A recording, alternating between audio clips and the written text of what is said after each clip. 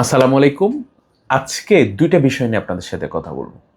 একটা হচ্ছে আপনার ফেসবুক অ্যাকাউন্ট যদি হ্যাকড হয় অথবা আপনার নামে কেউ যদি ছবি এবং নাম ব্যবহার করে যদি কোনো ফেক অ্যাকাউন্ট তৈরি করে, তাহলে আপনি কি করবেন?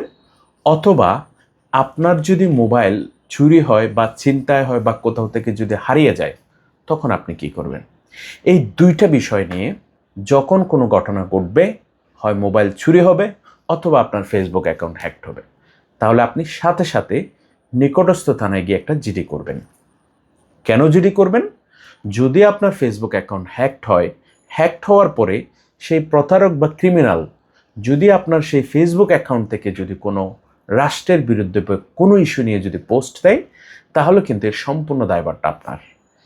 এছাড়া যদি আপনার মোবাইল চুরি হয়, চুরি হওয়ার পরে যদি কোনো চোর সেই মোবাইলটা ব্যবহার করে কাউকে থ্রেট দেয় বা কাউকে ফোন দিয়ে যদি অন্যভাবে বিভিন্ন বিষয় নিয়ে কাজ করে থাকে, তাহলে সে দায়ভারও কিন্তু আপনার।